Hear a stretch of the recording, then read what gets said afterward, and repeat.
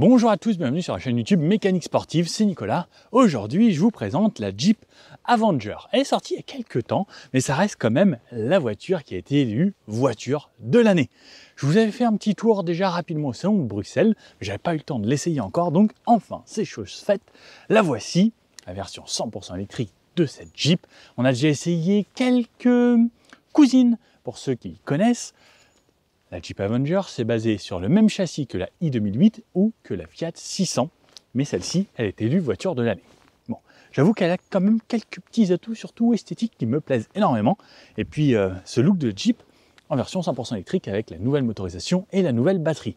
Comme d'habitude, je vous parle de tout, je vous donne toutes les caractéristiques, on fait un tour de la voiture, ensuite, à l'intérieur, je vous donne toutes les caractéristiques, je vous montre un petit peu l'avant, l'arrière, le coffre, et ensuite on va l'essayer sur tout type de route, et on se fait un petit débrief, et également on va voir les consommations, puisque je vais faire un test sur tout type de route.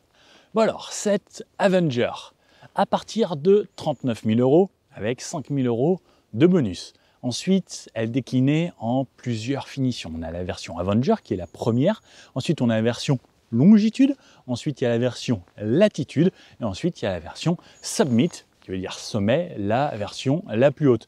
En gros, ça donne 39 000 €, 40 000 €, 42 000 € et 43 000 € pour la version la plus optionnée, comme j'ai aujourd'hui. En plus, je l'ai dans ce magnifique jaune que j'adore. Franchement, je la trouve super belle. En plus, avec le biton, le toit noir, elle est disponible en 7 couleurs extérieures et avec 6 coloris en biton. Parce qu'on ne fera pas noir avec biton noir. Vous voyez un petit peu. C'est pour ça qu'il n'y a que 6 sur 7. Au niveau des caractéristiques, de dimension, elle fait 4,08 m de long, 1,78 m de large sans les rétroviseurs ou 1,98 m avec les rétroviseurs déployés, 1,53 m de haut. Elle a un rayon, un diamètre de braquage en 10,50 m. Au niveau de l'empattement, elle fait 2,56 m. Une garde au sol de 20 cm, ça reste une Jeep donc un petit peu plus haut que la plupart des voitures, une berline. Pour vous faire une idée, c'est entre 13 et 14 cm. Un SUV, c'est entre 16 et 18. Là, on est sur un SUV un petit peu plus surélevé, 20 cm. Au niveau du poids, l'avantage de cette voiture réside aussi dans son poids. On le verra également pendant cet essai. Seulement 1650 kg environ. 1615 exactement donné sur la fiche technique. Au niveau de la motorisation et de la batterie, c'est la nouvelle plateforme de chez Stellantis, puisque Jeep maintenant appartient à Stellantis, comme Fiat, comme Peugeot, comme Citroën, Opel, voilà, le groupe Stellantis a réuni vraiment beaucoup de marques. Donc ce nouveau bloc 156 chevaux, soit 115 kW de puissance, 260 Nm de couple, une vitesse maximum bridée à 150 km/h, puisque c'est pas forcément utile de dépasser 150 km/h, surtout avec ce genre de voiture et surtout en électrique, ça consomme bien plus déjà à partir de 130 km/h et ça ferait des autonomies vraiment toutes petites et c'est pas forcément fait pour. Le 0 à 100 est donné en 9 secondes. Et au niveau de la batterie, on a la nouvelle batterie, donc qui a un petit peu pris, qui fait maintenant 54 kWh. La chimie à l'intérieur a un petit peu changé et également les moteurs, ce qui permet d'avoir une meilleure autonomie. Au niveau de l'autonomie annoncée en WLTP, c'est donné jusqu'à 579 km en ville, 400 km en mixte. Et on va bien sûr voir si on approche de la réalité avec cette voiture. Il fait froid, c'est l'hiver, il va pleuvoir un petit peu également, là on retrouve quelques rayons du soleil, ça fait plaisir. On va voir ce que ça donne sur la route. Pendant qu'on parle de fraîcheur, pas encore, là cet après-midi ça va. Pompe à chaleur de série sur toutes les versions. Ensuite, au niveau des packs intérieurs, vous aurez le choix dans une dizaine de packs, les packs hiver, les packs confort, les packs cuir, etc. Ça c'est des petits packs que vous pourrez ajouter, il y a une dizaine de packs que l'on peut sélectionner en plus. Au niveau de la recharge, on a un chargeur embarqué 11 de série et un chargeur qui va jusqu'à 100 kW en courant continu sur les bornes rapides. Ça donne une recharge de 0 à 80% en 30 minutes environ et sur la borne 11, ça donnera environ 5h30 pour une recharge de 0 à 80%. Bon, j'en profite avec ces quelques petits rayons de soleil pour vous faire découvrir cette belle peinture, même vue de face. Elle a du style, elle a du caractère et ça se voit tout de suite que c'est une Jeep également. On a toujours des côtés assez anguleux et on retrouve cette calandre, même si elle est fermée, avec les 1, 2, 3, 4, 5, 6, 7 parties rectangulaires sur la calandre. On retrouve le Jeep juste au-dessus, donc c'est cette fausse entrée d'air que l'on retrouve également sur plein de petits détails, ici également, que l'on retrouve également sur les jantes. En fait, on a plein de petites touches comme ça, un petit peu partout sur la voiture, sur le pare-brise, sur les bas de caisse. On retrouve à l'intérieur également C'est toutes ces petites touches que je trouve qui donnent du charme à une auto. En fait, c'est plein de petites choses, mais qui font que pour moi, ça joue au quotidien. Donc, on a la version Biton, le toit noir ici, les montants en noir, les rétros en noir, un pare-brise simple avec une caméra là-haut pour les aides à la conduite, conduite de niveau 2, c'est-à-dire qu'on peut lâcher les mains et lâcher les pieds, la voiture va conduire toute seule, rester au centre de sa voie, un capot bien à plat, bien marqué avec ses lignes ici, le Jeep en plein centre, comme on a l'habitude chez Jeep, et ensuite des feux en LED. Cette voiture aujourd'hui est équipée en full LED à l'avant comme à l'arrière, pour tout. Mais ce n'est pas forcément le cas sur toutes les finitions. La finition Avenger n'a pas du full LED partout. Sur la partie avant, on voit la paupière au-dessus du phare ici avec ce bandeau en LED qui est éclairé bien blanc. En dessous, les Jeep Performance LED avec bien sûr des phares automatiques. Le petit E qui est rappelé dans la calandre ici, une petite partie d'entrée d'air à cet endroit-là, tout comme un petit peu plus bas. Les anti-brouillards que vous voyez allumés ici, des petites entrées d'air sur le côté ici, mais qui sont fermées. C'est juste pour donner un petit peu de style. Dommage, j'aurais bien aimé que ça aille ressortir avec des rideaux d'air. On retrouve des capteurs de parking. Ensuite, des entrées d'air ici avec un capteur, avec encore des petites touches à l'avant, avec le Jeep et une boussole. On retrouve les capteurs ici, le petit badge et une lame à l'avant. Couleur métallique un petit peu façon aluminium, comme s'il a été sablé. Sous le capot, on retrouve juste le bloc électrique, pas de frunk à l'avant ici. Sur l'autre côté, on remarque vraiment bien le Biton ici, on distingue bien, en plus avec les fenêtres arrière surteintées, et cette couleur jaune, ça contraste vraiment bien. 4,08 m de long comme je disais, 20 cm d'auteur pour cette voiture, on peut passer quasiment partout, sur tous les chemins, sans trop de problèmes. Après, n'oubliez pas, ça reste une version traction. Pas de 4 roues motrices pour cette version encore, peut-être que ça viendra un petit peu plus tard. On retrouve sur le côté Avenger qui est noté ici, ne sera pas marqué à l'arrière. Chez Jeep, ils aiment bien le mettre ici comme vous voyez Cherokee et autres, toujours sur la portière à l'avant. Entouré de bleu puisque c'est une version électrique. Au niveau des jantes, on a des jantes en 18 pouces aujourd'hui, on pourra aller du 16 au 18 pouces. Sur l'entrée de gamme, ce sera des jantes en acier en 16 pouces. Ensuite, les 17 et 18 pouces seront, elles, en alliage d'aluminium. On a le choix entre 6 paires de jantes différentes. Sur les arches de roue, toujours ce côté plastique pour amener ce côté un petit peu baroudeur SUV. On retrouve également toute cette partie bas de caisse en plastique avec le Jeep qui est rappelé ici et encore des petites inscriptions pour amener ce côté un petit peu plus fun à cette voiture. On a la poignée ici qui est intégrée directement dans le haut ici au niveau de la fenêtre pour ouvrir les portes arrière. On retrouve de l'autre côté à cet endroit-là sur la partie arrière la trappe de recharge. On pourra recharger comme je vous disais en 11 et jusqu'à 100 kW. Je viens de voir un petit détail que je n'avais pas vu. Il y a même une petite coccinelle ici pour vous porter bonheur. C'est mignon ça, hein? Vous aimez bien les coccinelles? Sur l'arrière, c'est assez carré, assez simple. Là-haut, l'antenne type requin, un long bec ici, avec le troisième feu stop intégré avec une version cristal ici, qui n'est pas en rouge. Vitre arrière surteintée avec l'essuie-glace, que je trouve bien pratique. Il y a des voitures où quand j'ai pas essuie-glace, j'avoue, surtout que là on arrive dans la période d'hiver, ça reste un vrai plus. Le Jeep écrit en énorme, en façon métallique, mais c'est du plastique. Une petite caméra de recul ici. Tout est peint jusqu'au bouclier arrière et ensuite cette partie est tout en plastique. On a de quoi mettre son anneau de remorquage ici et un ski arrière comme la lame à l'avant. Et pareil, les imitations de sortie d'air à cet endroit-là, des réflecteurs et ensuite des blocs 100% LED sur cette version avec encore des petits rappels à l'intérieur avec la calandre et les deux feux. Au niveau du volume de coffre, 355 litres dans cette voiture. En plus, j'ai la version motorisée aujourd'hui, impeccable. Un petit sac, alors je ne sais pas s'il est cadeau celui-là ou pas, Jeep pour mettre ses câbles de recharge. Dans le coffre, on a le plancher sous 2 niveaux, on a encore un petit peu d'espace en dessous, et en dessous, encore le kit anti-crevaison. Donc hop, si je range ça là, je déplace mon sac ici, puisque vous aimez bien voir dans les coffres. Allez, c'est parti, hop, hop. Alors, 355 litres, c'est pas ce qu'il y a de plus grand, mais le bonhomme passe. On a une plage ici en dur, une petite LED de ce côté-là. Et comme je dis, on peut encore baisser un petit peu le seuil de ce plancher. La banquette se rabat en 2 tiers, 1 tiers. On a une fixation top taser Isofix sur les 2 sièges d'extrémité. Bon, allons voir maintenant ce qui se passe à l'intérieur. Au niveau des places arrière, donc j'ouvre ma portière en haut avec une poignée en plastique. Je rentre m'installer.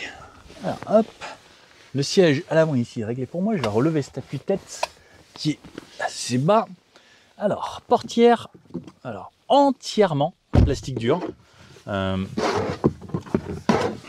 C'est plastique vraiment de base, avec une petite texture. La commande de fenêtre, la poignée, pas de rangement dans les portes. On a juste les poches ici, au niveau de la tête.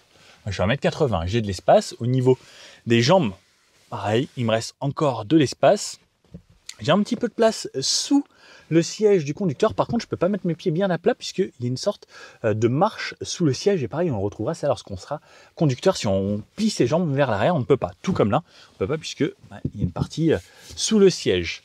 Sinon, au niveau de l'espace, ça va. Franchement, je suis plutôt bien. La banquette est assez ferme sur cette sellerie ici, en sorte de cuir. On a quelques piqûres spécifiques à cette version du Avenger. Je suis pas trop mal. On n'a pas d'accoudoir central. On retrouve par contre la troisième ceinture directement sur la banquette. Ça, c'est une bonne chose. Tous les trucs ici, les fixations top taser et Isofix. On a deux petites LED sur les extrémités. Au centre, pas d'aération, juste un port USB-C pour recharger vos éléments. Pareil, on a fixation top taser Isofix sur ce siège ici à l'avant. La place du milieu, il y a un tunnel central. Un petit peu dommage sur une voiture électrique. Quand je viens m'asseoir, hop. Alors, première bonne chose, c'est que le dossier est très confortable. Lorsque je m'assois, je m'enfonce un petit peu et franchement, c'est bien. L'assise est, elle, un petit peu plus dure. La boucle ici, bon, ça va, elle bouge un petit peu. Je suis pas si mal que ça. Et franchement, le fait que ce soit pas un accoudoir central, cette banquette, eh bien, ça fait que c'est beaucoup plus confortable pour la troisième personne du centre à l'arrière. Il me reste encore de l'espace aux genoux. Pour les pieds, il faudra écarter quand même pas mal les jambes, parce que je ne pourrais pas forcément mettre mes pieds sur les rails. Et voilà. Bon, pour l'arrière, quelque chose de très simple. On n'a pas forcément besoin de plus. Une petite aération, ça aurait été un petit plus par contre. Allez, je vous emmène avec moi découvrir l'avant directement et on voit, en même temps, c'est quelques petits plis de carrosserie là, contrastent bien sur ce jaune. Je vous ai pas montré. Les poignées. Donc, type frigo, on a le petit bouton, on peut appuyer dessus si on a le keyless, mais dès qu'on s'approche ou qu'on s'éloigne de la voiture, ça s'ouvre ou ça se ferme. Au niveau de la portière, alors comme à l'arrière, c'est du plastique partout, sauf ici, on a cette petite imitation cuir avec les commandes de fenêtre et le réglage des rétroviseurs avec le verrouillage des fenêtres. Ensuite, on a juste une petite barre ici en plastique également qui amène un petit peu de déco. On a un rangement à cet endroit-là. On ne pourra pas mettre de grandes bouteilles, seulement des petites bouteilles et le haut-parleur. Les haut-parleurs, on aura le choix entre 4 ou 6 haut-parleurs selon la finition qu'on aura. Double pédale puisque voiture automatique, siège manuel sur cette version avec le Jeep gravé, enfin pas gravé, brodé en plein centre, c'est plutôt joli, j'aime bien ce genre de détails. Et à l'intérieur, regardez, on a encore des petits détails ici par exemple. On a un éclairage d'ambiance à cet endroit-là. On retrouvera également à l'intérieur, un petit peu plus loin, juste ici et sur l'extrémité là-bas.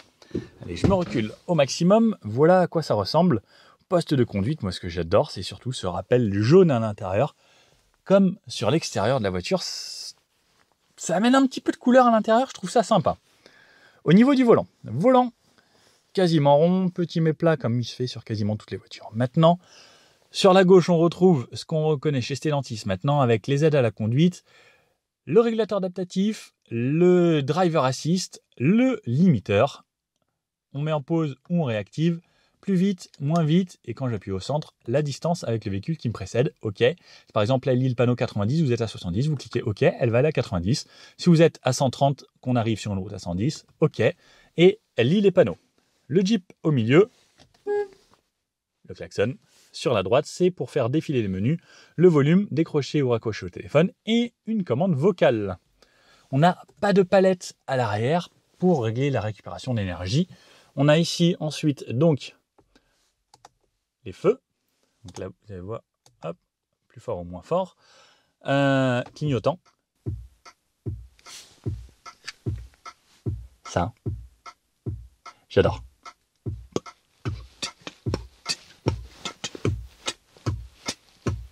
On peut se faire un petit truc de beatbox. Je trouve ça très sympa, c'est original, ça change.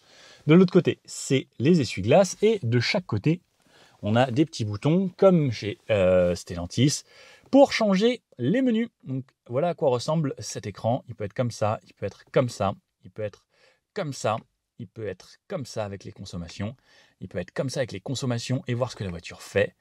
Et voilà. Et lorsque la voiture est démarrée, on a la charge. Oui, coucou. La charge, quand on accélère, si on est en éco ou en power. Donc, on n'a plus de compte-tours. De toute façon, sur les voitures électriques, on n'a pas de compte-tours. Et à droite, on a le niveau de batterie. Donc là, on voit qu'on est par exemple sur une zone 20, la vitesse, on est en parking, la voiture est prête, elle a 5200 km. Là, les feux sont allumés, hop, ou comme ça. Voilà, quelque chose de très simple, simple et efficace en plein centre. Volant réglable en hauteur et en profondeur. Sur les côtés, on a un aérateur ici, 2 aérateurs au centre et un à l'extrémité sur cette partie jaune avec le petit rappel Avenger juste ici. Sur la partie haute, on est partout en plastique dur, ça en plastique dur, ça en plastique dur, tout est en plastique dur. C'est une finition vraiment de base, on pourra voir, je pense assez rapidement, des bruits de mobilier, j'en ai déjà eu un petit peu au niveau de la partie tableau de bord. On retrouve d'autres haut-parleurs ici, également ici, on retrouve encore les petites touches Jeep, on retrouve un petit personnage là-bas qui regarde dans une longue vue. Écran ici qu'on a retrouvé sur la Fiat 500 à l'époque et donc on retrouve ici, qu'on retrouve également avec ses touches piano. Donc c'est un écran qui fonctionne bien, c'est tactile, on a bien sûr le GPS, la radio numérique, la radio DAB, les aides à conduite, la climatisation et ce qui est top c'est que la climatisation, on peut aller soit dans le menu ici pour choisir où est-ce qu'on se fait ventiler, mais souvent ça, une fois que c'est fait, on ne le change plus. Et ensuite, on a des raccourcis ici. Donc là, je peux allumer ma clim. Plus chaud, moins chaud, en mode auto ou pas. Non, je veux pas auto, non. Oui, donc pour remettre, ce sera ici avec la ventilation comme je veux. Moi, j'aime bien mettre sur 1. Max, recyclage d'air. Et j'ai un raccourci pour le menu également. Le mettre ici, le faire apparaître. Ensuite, en dessous, on a 4 touches, une touche Home, une touche Voiture, une touche Warning et une touche Verrouillage. La touche Home, ça nous ramène ici. La touche Voiture, ça nous met aux aides à la conduite directement. Et on peut retourner au Home. On a bien sûr l'Android Auto et l'Apple CarPlay sans fil sur cette version aujourd'hui. Des petits widgets, des petits raccourcis de cette façon. Et on peut se créer des profils si l'on souhaite. La touche pour démarrer se trouve ici. On a un petit vide-poche là et tout le long pour vous. Et pour votre passager, on pourra ranger des téléphones, des stylos et autres. C'est plutôt pratique. Donc c'est touche ici, le volume ici ou au volant. Ensuite, on a cette partie qui sera le bloc pour la boîte de vitesse. Donc parking, reculer. Reculer qui va m'activer des capteurs et également une caméra de recul. Caméra de recul qui est passée presque en HD. C'est plutôt joli. On n'a pas de vraie caméra 360, ça c'est toujours chez le groupe, c'est en gros quand ça recule, petit à petit ça va enregistrer à l'arrière et ça va vous faire une zone autour de la voiture. La touche neutre, la touche drive et si je rappuie une deuxième fois, je passe en B, c'est le mode brake qui va permettre de régénérer un petit peu plus lors des phases de décélération. Ensuite on a ça qui ressemble, vous savez, aux petites pochettes d'iPad. Donc hop, comme ça, et donc ils sont aimantés. Et ça veut dire que ça peut rester comme ça. Alors par contre, moi, je trouve ça assez embêtant. Lorsque je veux refermer, en fait, il faut aller chercher juste ça là, ici, décoller et ensuite venir là. Donc je pense que ça, là, cette partie ici, elle va s'abîmer assez vite. Mais on a pareil, les petits graphiques en dessous, Avenger avec le petit Jeep. Donc ça, c'est pareil. Si vous en voulez pas, vous pouvez l'enlever, ça se déclipse. Alors normalement, c'est assez simple. Voilà. Hop, il est parti. Et ça nous fait un grand bac de rangement. Alors vous inquiétez pas, c'est cassé, c'est des petits clips, ça se remet facilement. Et d'ailleurs, ce sera plus pratique pour vous montrer. Une port USB type A, un port USB type C là-bas. Ici, prise 12 volts. Un endroit chargeur par induction pour le téléphone au fond de la boîte. Et ensuite, encore un grand espace de rangement. Moi, je laisse le câble parce que j'aime bien lorsque c'est le câble qui charge. Hop, et je remets là. Et je reclipse. Et voilà. Et il n'y a plus qu'à refermer. J'avoue, quand c'est fermé, au moins c'est simple, efficace et il y a l'avantage de c'est facile, sauf pour refermer. Voilà. Ensuite, la commande de frein à main, les drive modes. Alors les drive modes, comme on est sur une Jeep, il va y avoir plusieurs drive modes. Le mode sport, le mode normal, le mode éco, le mode sable, le mode boue et le mode neige. Alors on va pas se cacher les choses. Entre sable, boue, neige, ce sera à peu près la même chose, c'est juste un petit contrôle de traction qui sera différent. Mais que vous soyez dans les autres modes, normalement ça va bien se passer. Le mode neige-sable, ça va juste mettre un ESP un petit peu différent pour permettre de patiner un petit peu et pour s'en sortir dans certaines situations. Ensuite, on retrouve ici encore du rangement. Donc concrètement, on a pas mal de rangement entre là et ce qu'il y a ici. Donc triple porte-gobelet, on pourrait dire. On peut bien sûr moduler ça à l'intérieur. Cet accoudoir ici qui est mobile et également encore un rangement jusqu'ici. Donc ça laisse pas mal de rangement entre ce qu'il y a là, là, là, ici, plus dans les portes et également dans cette boîte à gants qui est hyper spacieuse.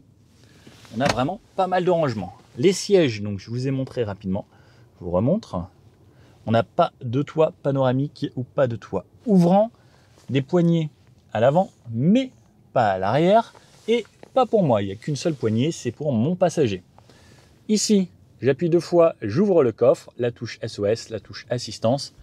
Les lumières pour allumer les 3, sinon... oui, hop, oui, ça serait un gentiment. C'est gentil, c'est tout doux. Et je peux allumer que celle des côtés, si je touche seulement sur les côtés. Ça me rappelle qui est attaché ou pas attaché. Rétro sans bord sur le côté, on a une bonne visibilité sur l'arrière. Et ça, hop, il n'y a pas de lumière. Tac. Et là, normalement, je vous ai montré tout ce qui était possible de vous montrer sur cette Jeep Avenger. Si j'ai oublié quelque chose, mettez-moi dans les commentaires. Je pense n'avoir rien oublié. Bon allez, c'est parti. Allons essayer cette voiture et faire un test et voir les consommations. Bon allez, c'est parti avec ce Jeep Avenger. Hop, fermé, je pars pour 104 km là. Je pars de Poissy direction Fontainebleau. La batterie est à 99%. Elle m'indique 390 km. Il fait actuellement 10 degrés dehors. C'est vient de passer à 11 tout juste. Donc avec le chauffage, moi je mets 21 degrés dans l'habitacle. Climatisation, la plus faible ventilation pour pas que ça fasse trop de bruit à l'intérieur, avec la climatisation d'activer. Donc ça m'indique 390 km. Donc on va voir ce que ça donne. Donc on va en faire 100 en espérant qu'il nous reste 290. En arrivant là-bas, il y a 104 km. Alors je vais peut-être faire un petit peu moins. Et d'ailleurs, je vais réinitialiser les données. Donc du trajet 1. Hop. Ah oui, donc ça c'est pour faire défiler les menus. Ok, ça c'est top. Donc celui-ci, trajet 1. Hop. Ah, j'aurais dû regarder la moyenne qu'ils avaient. La dernière moyenne, 16 kWh au 100 km sur 174 km, le dernier journaliste. Allez, moi je remets tout à 0. Et comme ça, c'est parti pour une centaine de kilomètres en se faisant tout type de route. Donc là, je pars de l'usine de Poissy, où ils fabriquent les Opel. Là, je vois des Astra et je crois qu'ils font des Moka ici également et quelques Peugeot. Et là, je vois pas mal de 208. Vous avez entendu ce qu'il entend?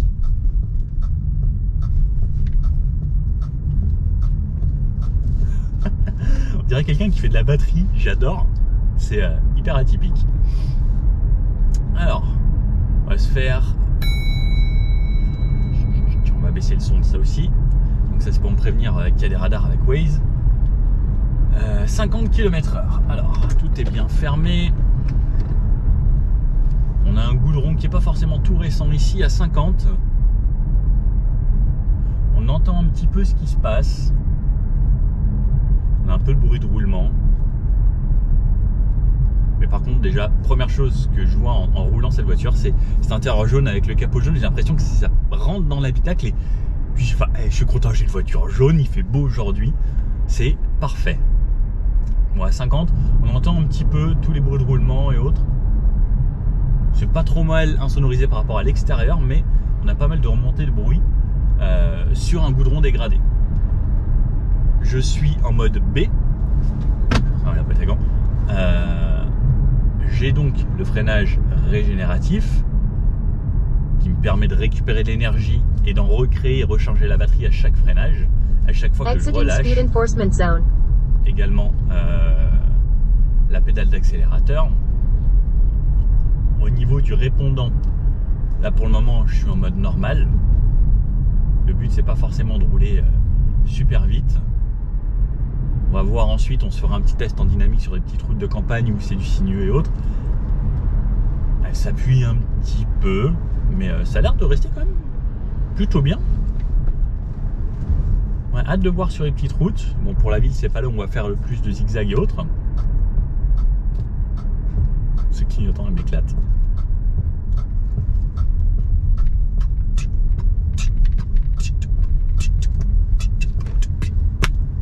On peut se faire un petit beat à chaque fois, c'est trop marrant. Bref, zone 30 ici, à 30 km/h. Toujours pas de bruit de moteur ou quoi que ce soit. Ce qui est bien, c'est qu'il n'y a aucune vibration. C'est fluide à l'utilisation. La direction est agréable. Franchement, il y a un toucher. On va laisser passer la dame. Ça permet de s'arrêter. Lorsqu'on est à l'arrêt, on est vraiment dans le calme. Et on repart. Il y a ce côté électrique très avantageux pour la ville, pour le quotidien, et on a quand même ce répondant assez sympathique. Et Drive Mode, c'est exactement le même bouton hein, que chez Peugeot, et en mode sport.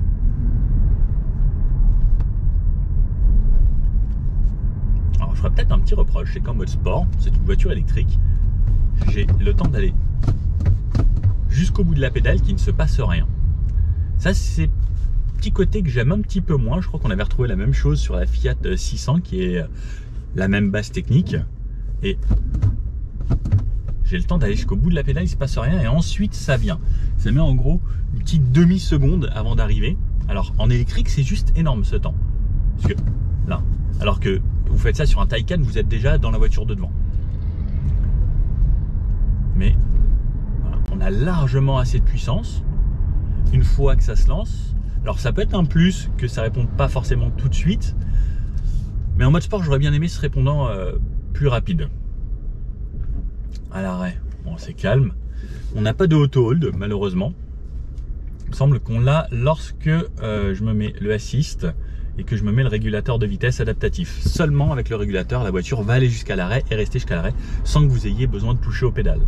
Donc là, par exemple, je suis en ville, je me suis mis le régulateur adaptatif. Je dis à la voiture de rouler toute seule. Elle s'occupe de me conduire. La sonorisation, franchement, au niveau des fenêtres, n'est pas trop mauvaise.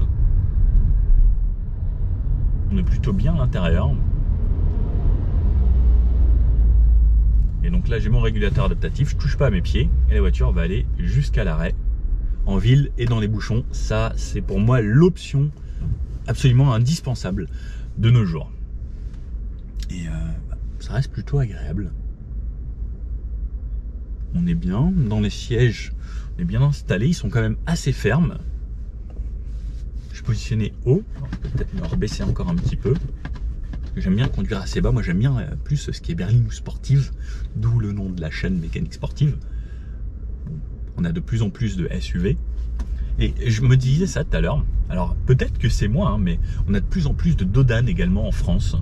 Et je me dis que peut-être que le SUV, inconsciemment, le fait qu'on ait des dodanes partout, ça nous pousse un petit peu à prendre des SUV. N'hésitez pas à me dire ce que vous en pensez de cette idée. Alors, il y a le fait que toutes les marques nous pondent énormément d'SUV et que ça plaît aux gens, et puis c'est plus gros, il y a un petit peu plus d'espace, on se sent plus en sécurité parce qu'on est plus haut et que c'est plus gros.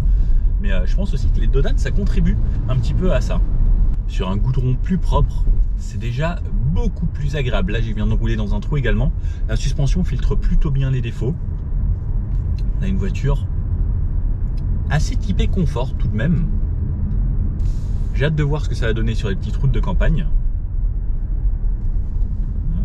Ralenti.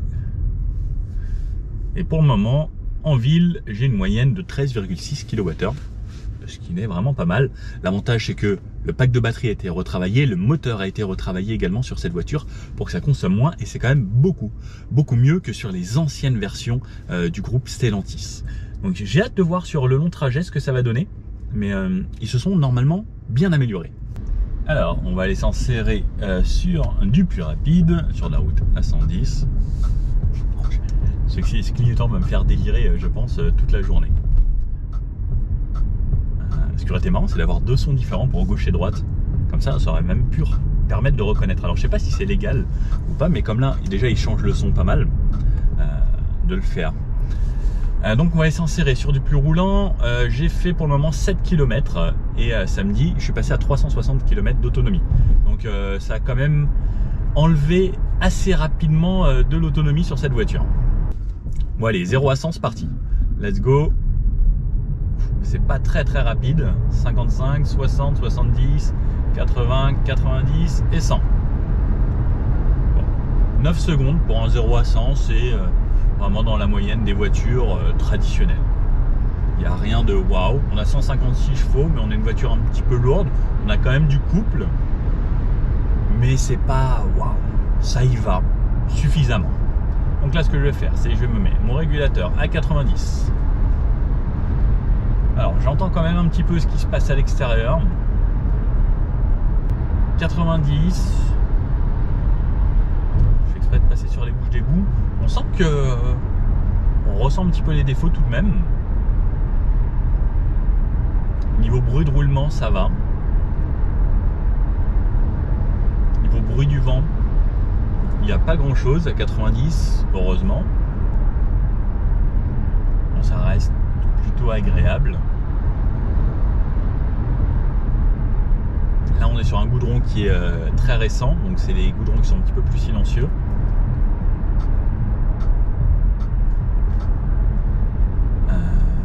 Non, franchement, c'est pas déconnant. Ça reste plutôt bien. Bon allez, on va aller se mettre à 110, donc je lui dis d'aller se mettre à 110 au régulateur. Elle relance de façon efficace. On arrive à 110. À 110 par contre, là on commence à avoir pas mal de bruit du vent. On entend bien au niveau des rétros. Il n'y a pas trop de vent aujourd'hui en plus.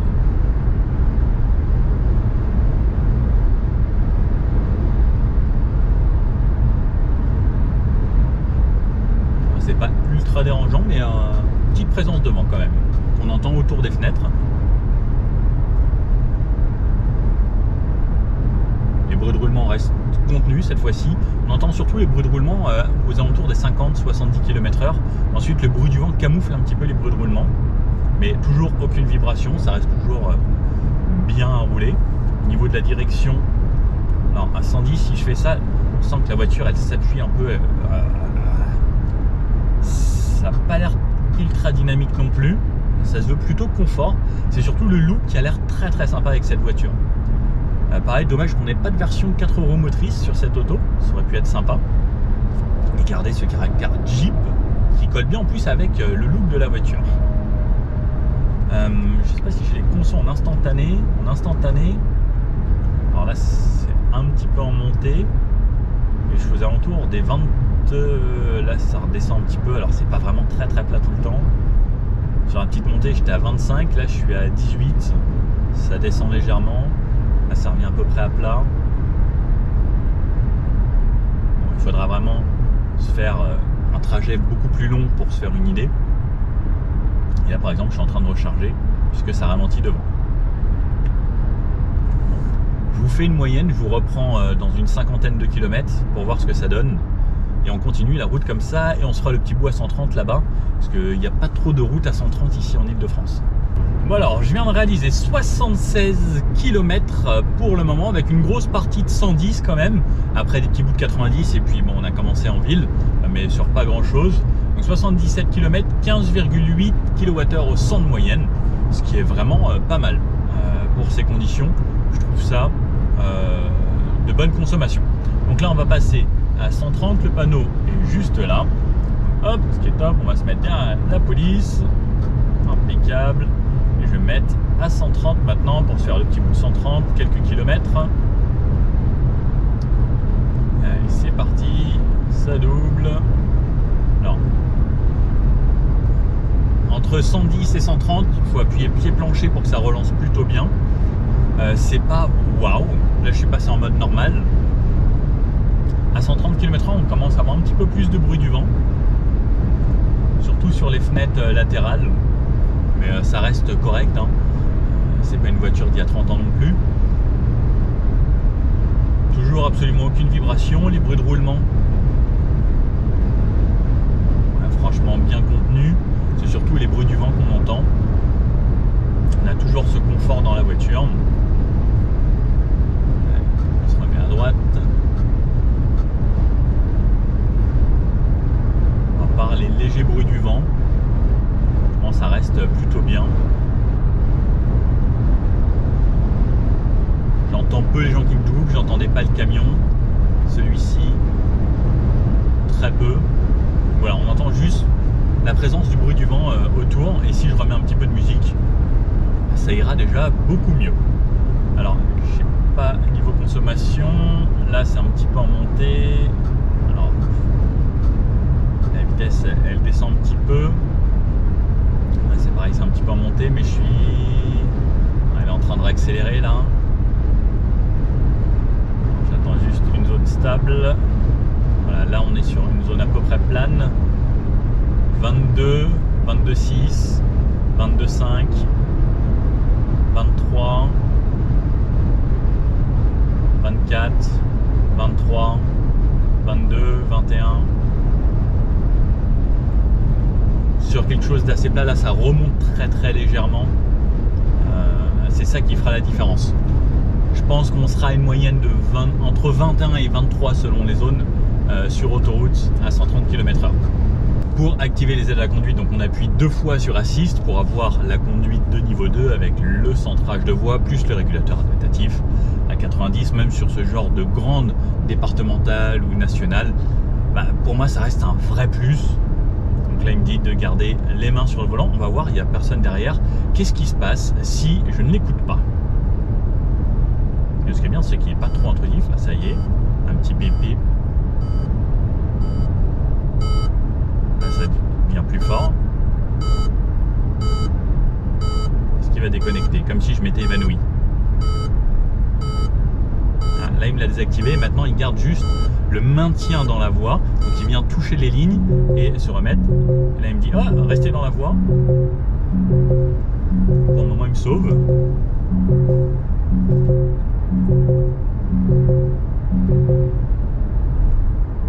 Et là il me dit juste de tenir le volant. Ok. Bon, au cas où il s'arrête pas, il met pas les warnings ou autres comme certaines autres voitures. Mais au moins il vous garde dans la voie quelques temps au cas où vous puissiez vous réveiller. Bon allez, ici petite route de campagne. Donc je suis en mode normal, on vient de réaliser 92 km, 16,3. Donc ça va un petit peu augmenter avec le bout d'autoroute, mais 16,3 ça reste quand même franchement très correct. Donc j'ai toujours le mode B qui régénère. Si je passe en mode D, ça laisse plus une sorte de roue libre. Ici, donc là il y a pas mal de gros défauts. Le but c'est pas de pourrir la voiture tout de suite, mais on sent que ça filtre pas trop mal. Ce que j'aimerais bien, c'est quand même que ça reste une Jeep, aller faire un petit peu de tout terrain avec, ça pourrait être marrant, mais bon, ce n'est qu'une traction, donc bon, on va pas aller n'importe où. Bon, sur ces petites routes de campagne, allez, on se met à 80, en mode normal ça relance correctement, clairement on n'a pas besoin de plus, à 80 alors.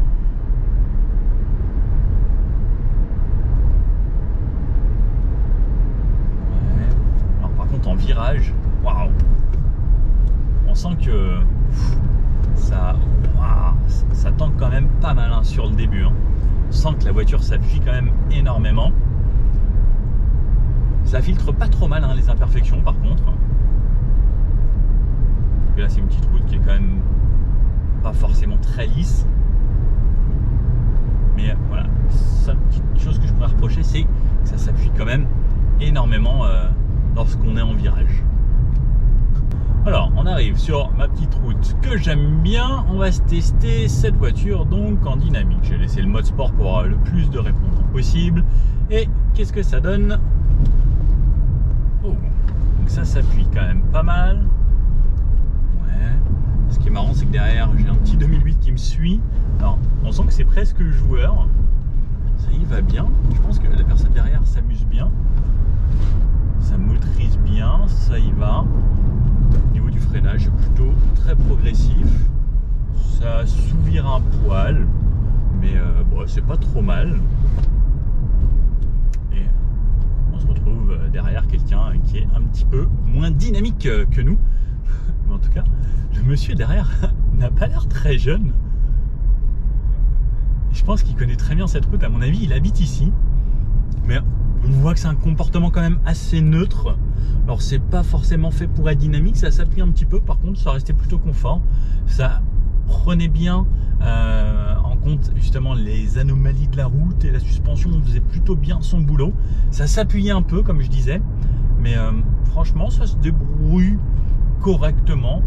Mais on sent que c'est vraiment pas fait pour être dynamique. Même au niveau du feeling, on sent que c'est pas fait pour. Clairement, le but de cette voiture, c'est pas forcément de s'amuser. C'est juste d'avoir une voiture très sympa, qui se débrouille bien niveau consommation, qui est agréable au quotidien, qui est plutôt simple. Et voilà quoi. Oui, si on se le refait dans l'autre sens, cette fois-ci sans personne.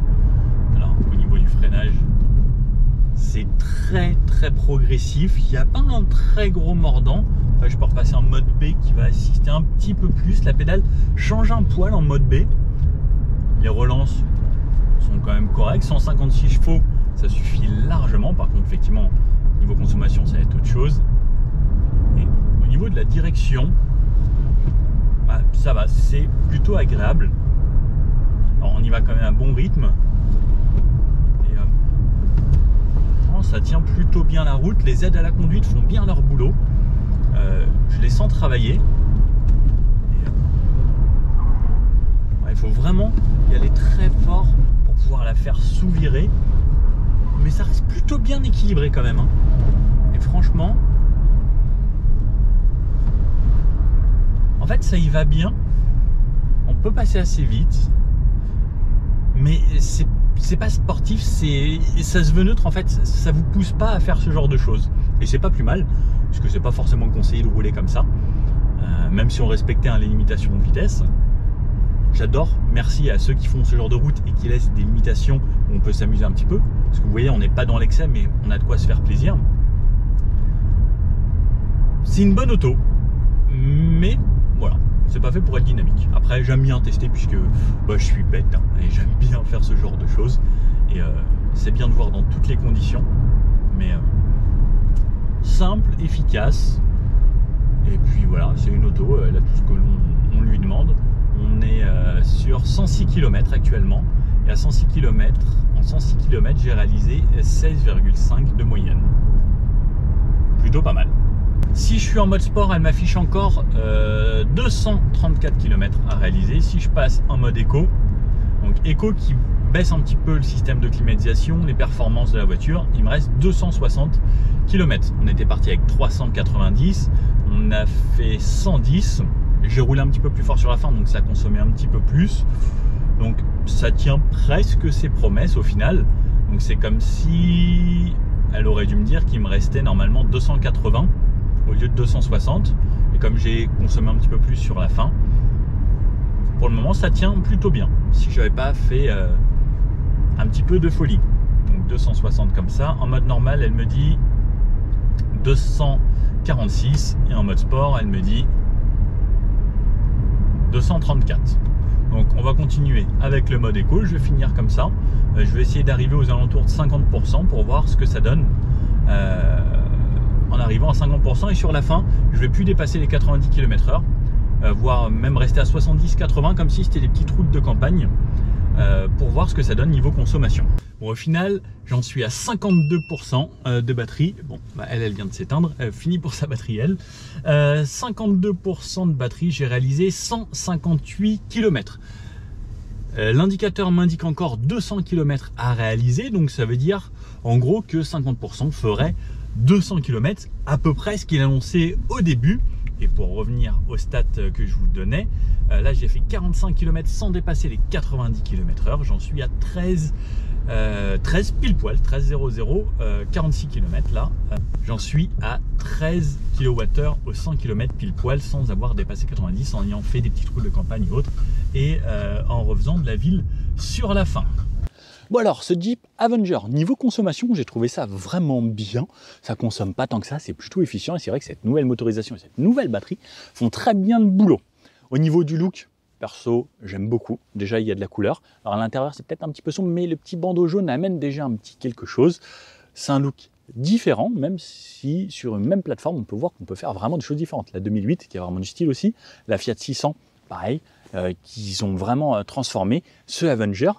Et en fait, on voit qu'on a des caractères qui se ressemblent quand même un petit peu, même si c'est différent, puisque chaque marque a quand même ses réglages de direction, ses réglages de suspension. Même si c'est une même base, on peut en faire quelque chose de totalement différent. Les petites touches, la petite coccinelle, les petits rappels Jeep, etc., les petites calandres à gauche, à droite, je trouve ça sympa. Et en fait, ça reste simple et efficace. On est à un prix donc de 39 000 € pour la version de base, 43 000 pour celle-ci, plus quelques options. Effectivement, sur le marché, on trouve quand même des choses assez sympas avec beaucoup d'options maintenant. Pour pas citer une marque américaine avec une sorte de logo qui se fait comme ça, qui se débrouille très bien et qui ont des offres très attractives. Ça reste une option différente et que j'aime bien, et pourquoi pas, pour quelqu'un qui veut utiliser sa voiture au quotidien, je pense que ça sera un bon compromis. Bon, si vous avez aimé cette vidéo, n'hésitez pas, le petit pouce bleu, à vous abonner. On est très bientôt 100 000. Peut-être que quand vous regarderez cette vidéo, on sera déjà 100 000. Voilà, Jeep Avenger. À vous de me dire la prochaine vidéo que vous voulez que je fasse. Et puis je vous dis à bientôt. Ciao.